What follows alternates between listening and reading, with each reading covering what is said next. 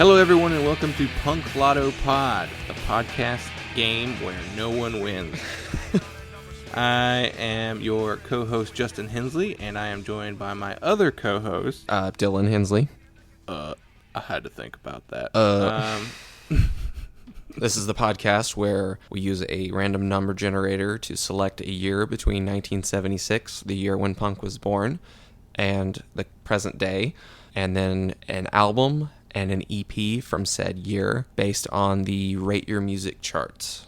Specifically the punk charts, and we tend to use the United States user rating basis just because we don't want to wind up with Italian screamo bands and German noisecore groups that we've never heard of before. Yeah, the international user base of Rate Your Music tends to skew more esoteric, more obscure than even the United States Rate Your Music user base, which is also still kind of like on the nerdy side of like, oh, their demo was the best. Yeah. Kind of mentality, but it comes up with more bands you've heard of. Yeah, that's definitely the point. So, using our random number generator, we wound up with the year 1986, and I kind of just want to set the table for what 1986 looked like, because a decade into punk, it was not a good year for punk.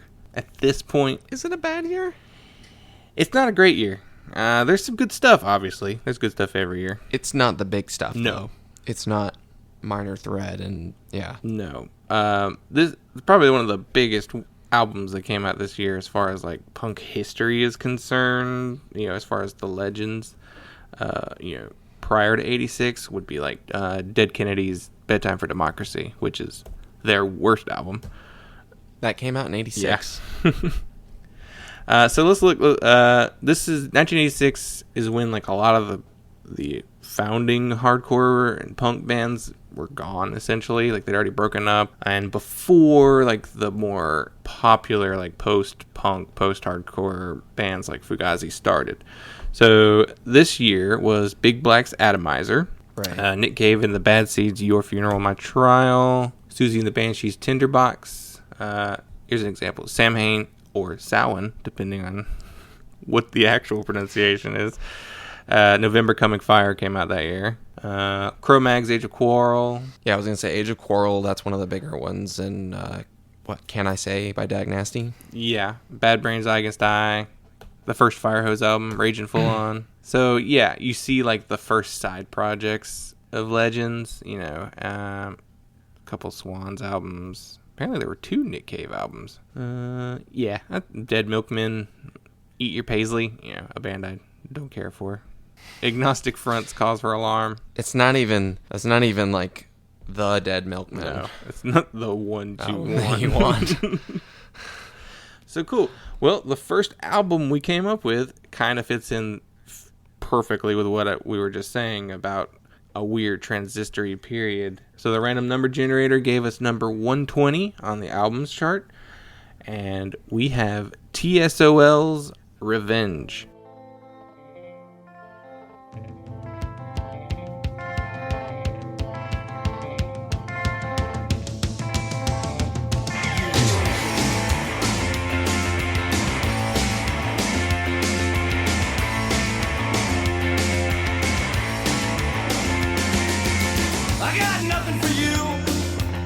You can look under my rug. I got no smack for you. You're a trash from that drug. I got no tears for you. I got nothing to worry about. I got no fear for you. No. My guns are just a layup out.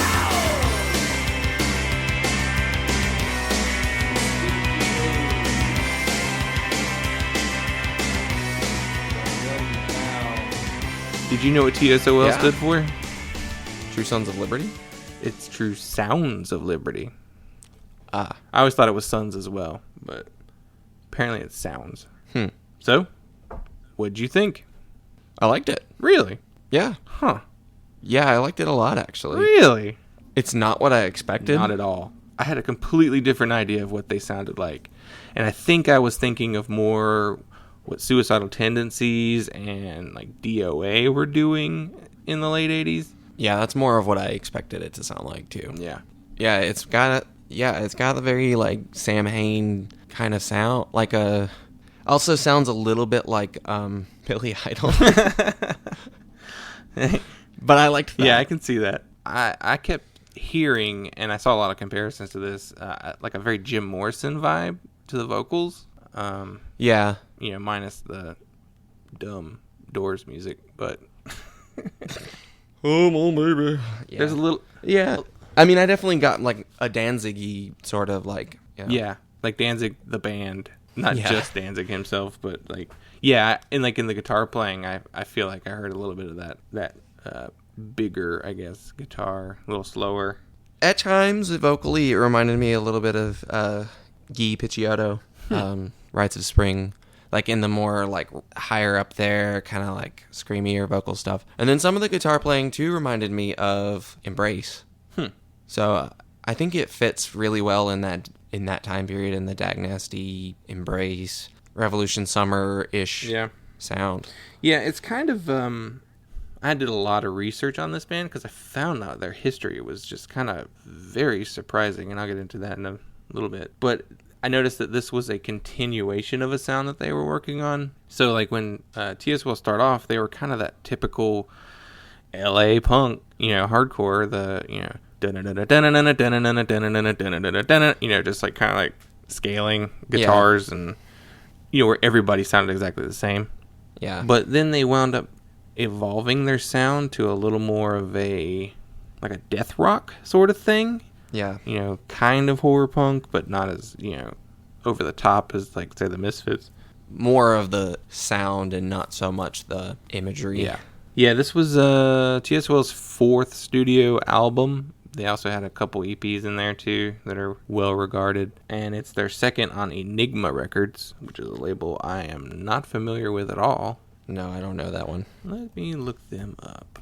Enigma Records is from Culver City, California, founded in 1981. A lot of big names. 7 Seconds, 45 Grave, Agent Orange. Yeah, 45 Grave is probably... That was the band I was thinking of when what this reminded me of, and which will make sense once we get into where some of these songs appeared on, which you might find very entertaining. Yeah, who else is on there? Everybody. Motley Crue, Motorhead, G.G. Allen, Husker Du. The Cramps. What did they put out by Husker I Du? have no idea. The Living End? Like the last live record? Because everything was SST until Warner Brothers. Candy Apple Grey, and Warehouse was on Warner Brothers. So it had to have been like... Wire. Let's see. They might be Giants. Striper. Sonic Youth. Slayer. God, they've put out like everything. I wonder if it was like a label that did a lot of distribution. Weird. Strange. It's a more important label than I realized. They're probably not even around anymore, though. Hawkwind, Devo, and they're saying Minutemen, but again, that was SST. Like So everything Minutemen put out was on SST. okay, well, let's look at the history of the label, because that might... Yeah. The label's first release was Motley Crue's Too Fast for Love. God damn. It was under the band's own record imprint, but manufactured, marketed, and distributed by what would become the Enigma Records team. It was distributed through Jim. And then in 1984, they entered a joint venture with EMI. They signed Red Hot Chili Peppers. One of their biggest commercial successes was the Christian rock band Stryper. Strange that they were a commercial success. I mean, I'm looking at the Minutemen discography, and I don't see anything about Enigma Records anywhere in here. Reissues of material licensed from other labels, Straight Records, Bizarre Records, Discreet, released film soundtracks. So they did Terminator soundtrack. They released some Mute Records titles, so that's where your Sonic Youth come from. No, Daydream Nation was originally released on Enigma Records. There you go. So I don't know how why all these SST bands are listed on here. So maybe they just like did re-releases, and I don't know. Weird. I do see something where Minutemen released some music on New Alliance, and I'm wondering if New Alliance and Enigma wound up becoming the same label at some point, or maybe it absorbed. I don't know. Interesting. Well, Weird little caveat there. yeah, into the Enigma Records history. Welcome to Enigma Cast, where we dig through the Enigma Records discography. We're very limited. So yeah, the lineup on this band, or this album, is... Okay, I'm going to go back a little bit to their history before I get into the lineup on this album. So, in 1983, the founding vocalist and guitarist Jack Grisham and the drummer Todd Barnes left the band. So, they were replaced by Joe Wood on vocals and guitar and Mitch Dean on drums. Now, this album is the second album with Joe Wood and Mitch Dean in the lineup. And the rest of the lineup is the original guitarist Ron Emery and the original bass player Mike Roche. So, because this is the second vocalist, I made a point of going back and listening to some of the earlier releases to, tell the difference between Jack Grisham and Joe Wood. And I definitely like Jack Grisham's vocals better. The original? Yeah, the original vocals. He had like a much wider range. And his voice was higher. Like he was kind of in like a Jello Biafra range, but not as high as that, Not as awful. Yeah. Hey, I love those first two Dead Kennedys records. This album is also notable for being the first album produced by Howard Benson. And do you know that name? Yes. That is familiar. Do you know why that's familiar? I'm looking it up. Well, he produced some of the biggest albums by P.O.D. and Blindside. So that's our personal relation to this producer. He did 3 Cheers for Sweet Revenge by My Chemical Romance. Yeah, he did multi-platinum records for All American Rejects, Hoobastank, Flyleaf, Daughtry. Mm-hmm. So he's a big name rock producer. Yeah. And his first 2 albums that he produced were TSOL records, Revenge and Hit and Run. Yeah. Oh boy. Hit and Run. That's probably the worst TSOL album because it sounds like fucking Motley Crue. Oh. Yeah. So I own a copy of the book American Hardcore, and I was wondering, the most inessential. Yeah. It's a great introduction piece. Like, it really introduces you to American hardcore music in the late 70s, early 80s. But then the author, Stephen Bush, all of a sudden decides that punk died hardcore died in 1986, and, nothing of note was released after or whatever. And he has bullshit. Yeah. It's kind of a dumbass. Blowhard. Yeah. I remember reading that book, and, probably, the first third of it, I'm like, this is all really interesting, pretty good objective history. And then, I got maybe halfway through and I'm just like, oh my God, dude, not everything that you didn't personally have a connection to sucked. Yeah. Yeah, that's really... He just spends so much time just kind of, talking about all the bands that he worked with. And yeah, because he was a promoter? Was that what he was? Promoter. Yeah.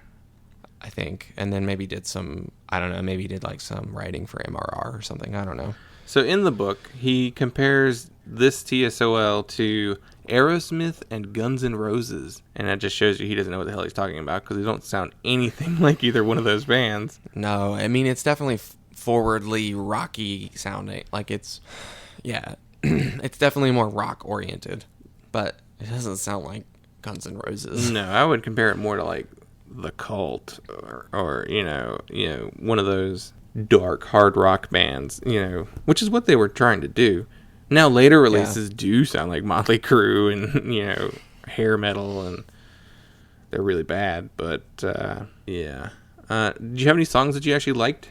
Really liked, I guess? I mean, you may. Let me look at the track listing real quick. I personally really like the song Madhouse. It was one of the faster songs. It's in the middle of the album. Yeah, I mean, the title track stood out. No Time, the first track.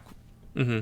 I dug it. Yeah, Madhouse, Revenge, Change Today. Those 3 songs in a row are pretty solid. Yeah.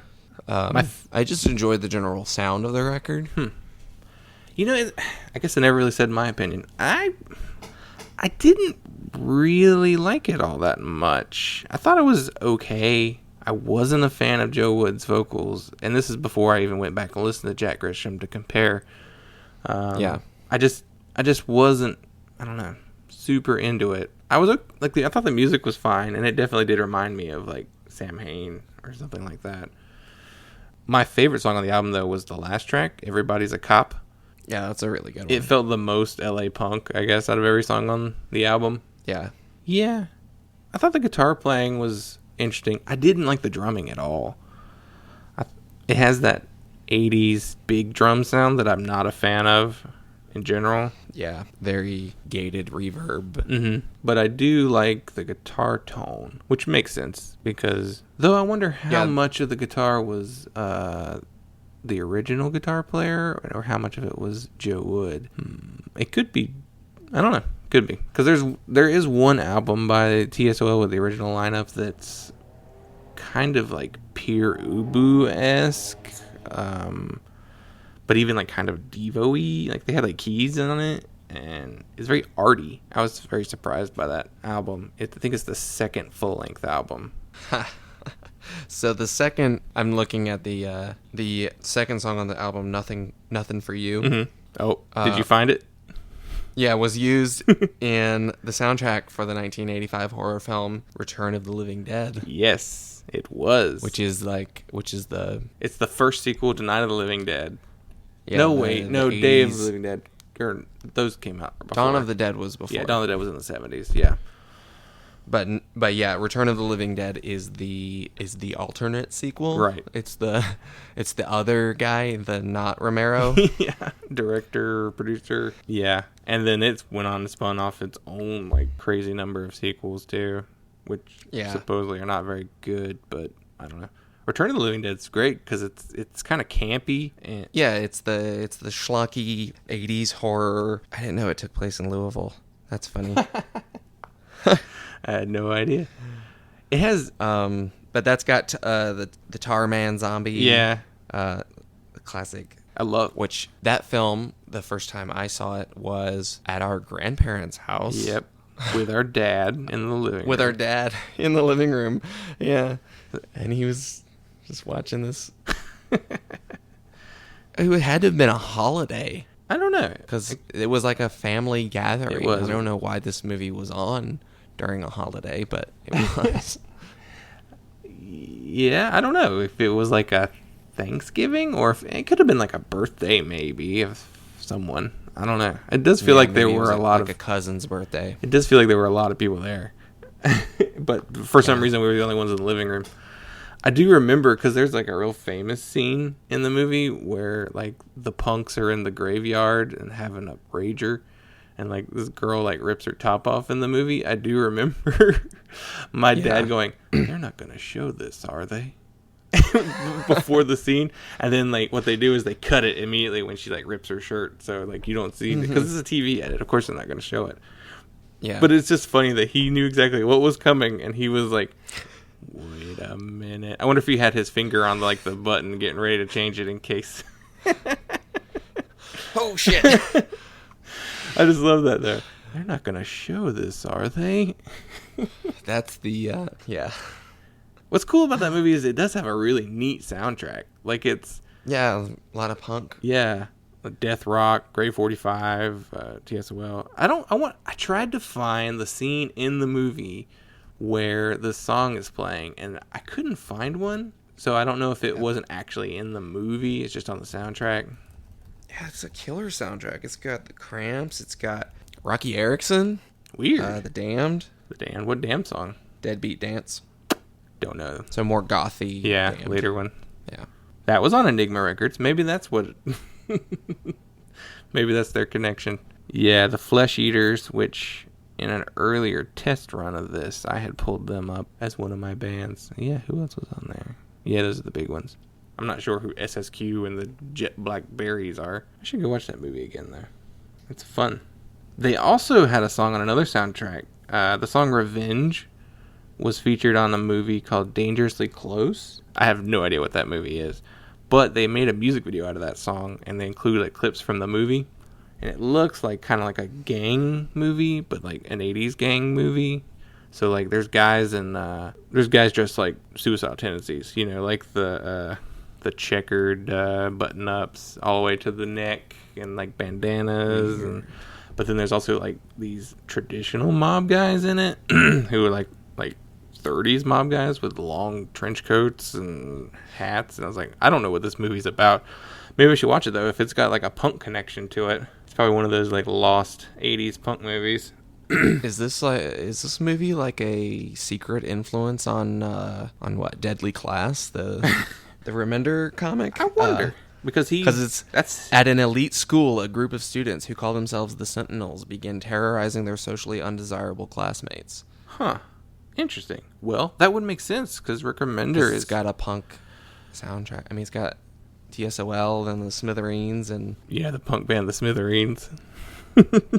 Yeah. Well, it's got TSOL in it, so Yeah. it's got a weird soundtrack. It's got Black Uhuru. That's reggae, right? Yeah.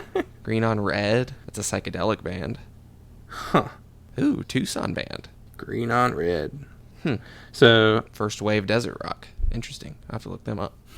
and they also had a music video for the song Colors, and it's weird. It's like the band is playing on a giant stage, but it's a completely empty room besides the band. You know, that's that old trope. And the lead singer's hair is humongous.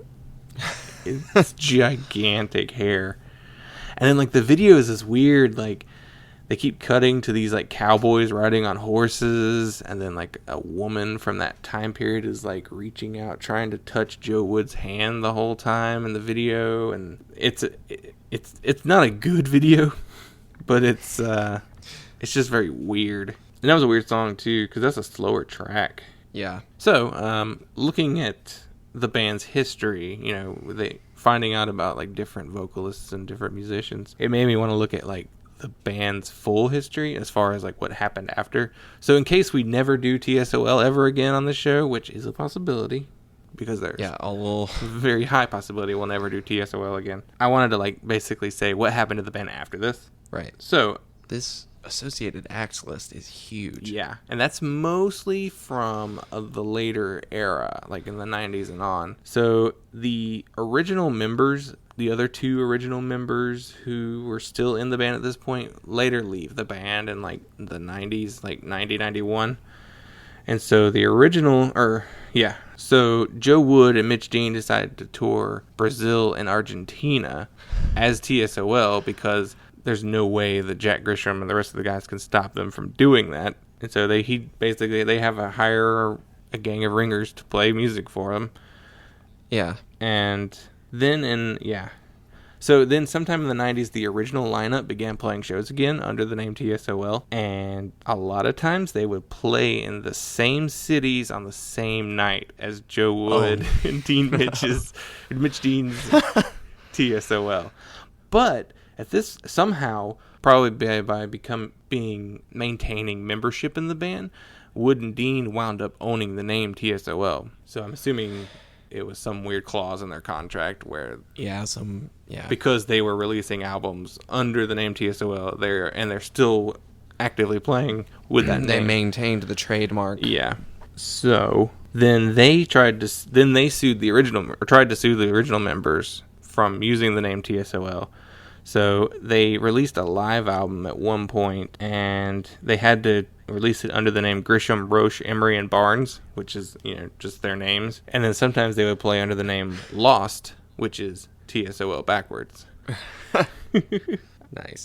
So in 1999, the original members fought and won back the name, though later that year, the original drummer Todd Barnes died of an aneurysm, so they didn't really get to play very long as TSOL with their original full lineup. But they never stopped playing, and they've pretty much existed like permanently since they formed in like 79. They've never really broken up. Like they took some hiatuses, but that's pretty impressive for a punk band. And it's so funny because no one really cares about TSOL. Yeah, they're a name that you know, and they get talked about a little bit, just kind of in the general history of punk. But yeah, I guess because of that weird caveat into their rock Yeah. period, and then lawsuit. And so have they put out music since, like the original lineup? Have they put out music since? Yes. Or are they just playing the old stuff? Yes, they actually did start releasing music in... So, the Joe Wood lineup, they released 4 albums. It was Change Today, Revenge, Hit and Run, and Strange Love. Strange Love came out in 1990, and then the original lineup, well, minus the original drummer, started recording albums in 2001, and they've released 4 albums. Disappear, Divided We Stand, Life, Liberty, and the Pursuit of Free Downloads, and The Trigger Complex, which came out last year. Okay. And I've listened to them. They're very low rated compared to other TSOL albums, like even Joe Wood albums. I was surprised because these songs are way better than like the last 2 Joe Wood fronted albums that are awful. I don't know why the reviews are so much lower for these. I don't know. They're different. I guess that's what happens whenever you continuously play music. You evolve your sound. So they're not like straight up 70s, 80s LA punk anymore, but they're not that far off from it either. It's interesting. They're not terrible, but I definitely like the earlier material the best. So this album has a 3.17 on Rate Your Music, and it's their lowest rated up to that point. Their next album, Hit and Run, has a 2.51, and that is their lowest rated album. And it's understandable why. So I'm looking at the associated acts, and it's got so many bands, like Bad Religion. Yes. Someone filled in on guitar between Jack Grisham and Joe Wood taking over. I think that was one of the Bad Religion guys. But then and Uniform Choice. But then there's also like the Dickies, Head PE. Yeah, there's a Sugar Ray. Yeah. But Uniform Choice. Yeah. So who was in? I'm assuming whoever was in Sugar Ray was also in Head PE. I don't think so. Let's see. Compilation album titled Hell and Back Together in 84 to 90 was issued in 1992 with an emphasis on the metal era. Murphy Carges, later of Sugar Ray, replaced Roche on bass. He was then replaced by touring bassist Josh also. So what's the Head PE connection? Here we go. Okay, so this is from 1999 after Todd Barnes died of a brain aneurysm. The remaining members recruited Jay O'Brien, formerly of All Day and later of American Jihad, and released the Anti-Cop single in 2001, and the album Disappear in 2001, and Divided We Stand, all on Nitro Records, R.I.P. Nitro Records. The latter of which featured Kun, who I did not see his name, Kuhn, back on, I'm not sure how to pronounce that, Kuehn, back on keyboards, as well as Billy Blaze replacing O'Brien. So Anthony Tiny, God, there's so many members of this band. Anthony Tiny Biuso, formerly of Rude Awakening, Bad Example, Full Metal Racket, and the Dickies, also later of Head PE and Doyle, which I think is Doyle von Frankenstein. Yeah. He joined the band on drums in 2003 and remained until 2014, serving as the longest standing drummer in the band's 3-decade history. Interesting. Weird. That guy has been the drummer longer than any other member. Yeah, it's weird. Very strange history, the convoluted history of TSOL. Yeah, I was reading, and they were apparently like one of the most violent bands in LA, in like the original hardcore scene. But they were like an Orange County band too, so it was like just kind of preppy, suburban kids who had real bad attitudes. They were from Long Beach. yeah, they're a Long Beach band. Yeah. What would you rate this album on a scale of 1 to 5 with the quarter points between? I want to say probably general first impression, maybe like a 3.25. Wow, yours. Like just a little bit above average. Really liked the guitar sound and kind of the general sound of it. I mean, how much of it would stick with me over time, I don't know. But yeah, mine is not nearly as high as yours. I would only give it a 2.5. It's competent. It's well played. None of the songs like stuck with me at all. None of the melodies really stood out to me. Yeah, I just wasn't crazy about it. Yeah, I don't know. It was interesting. So, well, you want to move on to our EP? Yeah. Cool. I'd like to know more about this one because All I know is what they sound like and what their artwork looks like. Yeah. Both of which were surprising, Yeah. considering it was 1986. So, our EP for this week is the number 91 on our charts, and it is Born Without a Face, The Unbecoming.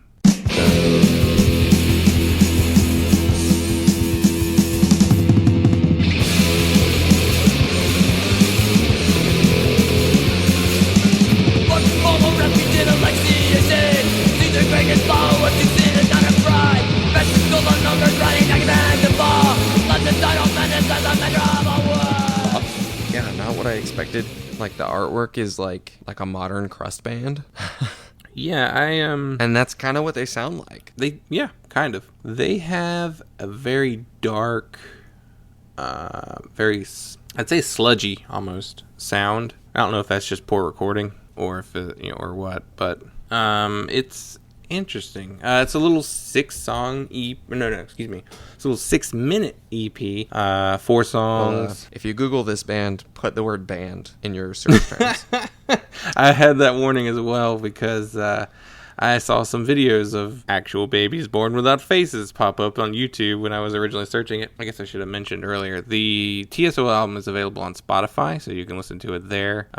This EP is not on Spotify, but it is on Bandcamp, so you can find it there, or you can listen to it on YouTube because there's a single, like a 6-minute video of the entire EP on there. They are a Grand Rapids, Michigan band. Yeah. Self-released this EP. Actually, all of their music was self-released at one point. The personnel on this album is Robert Eastway on vocals, Dan Ross on guitar, Mark Dancy on bass, and Eric Dancy on drums. I did not know a single one of those names. I was wondering if there was going to be like a weird, like, oh, this person wound up playing bass for, TSOL in 1989. Yeah.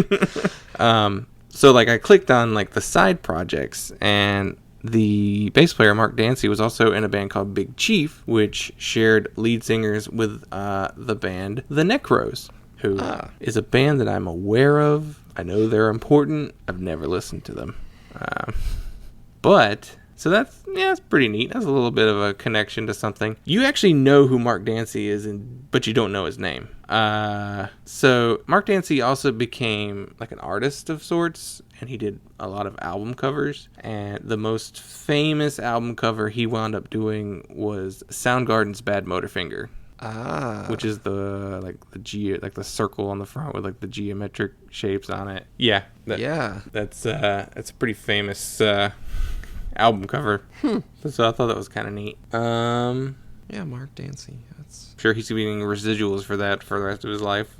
all those t-shirts. Yeah, I hope he is. Those... Oh, I hope he's getting paid for those. Probably not. Yeah. Interesting artist. Yeah, it's a lot of his stuff looks similar to that. Yeah. But it's, kind of like psych. Mm-hmm. Which makes sense because I think that band Big Chief was like a psych band, sort of. I didn't listen to them. I didn't feel the need to. I thought the vocals were kind of like thrashy, you know what I mean? Like I heard some like James Hetfield almost to it, you know? Yeah, they did definitely remind me of like Corrosion of Conformity, and yeah, it was really just interesting. I can't say that it was like great. Yeah, but for the time period, for being from Grand Rapids. Yeah, they're not really known for their contributions to the punk scene, yeah, I kind of thought the music sounded a little bit like Earth AD Misfits. Yeah. Like heavy, bassy, kind of thrashy. Nothing to hook onto. Memorable. No hooks. Yeah. Yeah, just... Did you notice that the B-side sounded like a completely different band, though? Like tracks 3 and 4? Yeah, I didn't pay that super close attention. Yeah, to be honest. That one sounded more like an East Coast band, like a lot of reverb on the vocals and like kind of like Faith Void type stuff. It's interesting because that wasn't really their sound. Because I went and listened to some of the other stuff they put out, and they also put out another EP this same year called. They put out another EP in 1986 called Worship. And I wound up liking that one a little better because it had a more cohesive sound. And it's weird because that EP has a cover of The Heartbreak Hotel by Elvis. Weird. And it sounds nothing like it, so I don't Right. I don't know why they decided to do that. Other than just, I guess, to be the hardcore band that covered Elvis. Nobody's done this before. Yeah. Or since. Yeah. They kind of reminded me of like a primitive version of Rorschach. You know, Definitely. I can definitely see that. I feel like that was like the next step in this sound. Because a lot of hardcore bands around this time period weren't doing a lot of metallic stuff. And when they did, it was just like thrash metal crossover. You know? It was like, Suicidal Tendencies. Yeah. Or, COC. yeah, I guess the only other like metallically minded hardcore band of that I can think of is like Discharge. You know, I don't know. Yeah. Discharge are one of those bands I don't know that I've ever actually listened to. Which is, for guys They're who run okay. a punk podcast, that's pretty bad, I think. But yeah, so both of these EPs were remastered and re-released in a box set with the band's full-length album, Freak Show, on Sergeant Cherry Records a couple years ago. So if you listen to it and you like it, you can purchase it. Again, I think TSOL's Revenge was also repressed for Record Store Day a few years ago, so they should be easy to find. I don't know that one sold very well. I wasn't very familiar with it. Yeah. This is old. Let's re-release it for Record Store Day. Yeah, we own this. What does EMI own? Oh yeah, we have this. What does EMI own? Everything. God, yeah. So, what would you? We bought entire discographies just for like the one platinum record that record label released, and then so that we can re-release it and get all this money for it, and then now we own all this whole back catalog of records that we'll do nothing with. And put them on Spotify. Make pennies off of it. Yeah. So, what would you? I know you didn't pay too much attention to it. So, what would you rate this one? Probably like a 2.5. Just kind of, it was interesting. Didn't sound bad, but didn't hook me in any way, really. Yeah, I gave it a 2.75 just because it felt unique to 86. You know, there wasn't a ton of this kind of stuff going on back then. I mean, maybe. There were probably a shitload of EPs that came out this exact same year that sounded just like it, but who knows? We didn't say this would be exhaustive. Yeah. I mean, yeah. Well, yeah. I can't listen to everything. Somewhat informative. The LPs at this time didn't sound like this, is what I'll say. Yeah. So this sound was just developing. Well, cool. Looks like we are at An hour. All right. Well, I guess that'll do it for this week. So, one of the things I wanted to do with this show is to let you guys know what we're going to be doing next week so that you can play along at home, basically, to give everyone a chance to, listen to it before the next episode so that you're not just trying to imagine what the EP sounds like or an album sounds like. So, Yeah, you can come to it with your own opinions. yeah. And you can You're go, not trying to dictate what you should think about it. right. You could be like, hey, I really like that record. And if you like it, tell us why. So, next week's episode, we wound up with the year 2006. And for the album, we got number 226. And it is from Run Kid Run. This Is Who We Are. Do you know who that is? No, You don't? not at all. You don't know who Run Kid Run are? They were a Tooth and Nail Records band. What year did you say? 2006.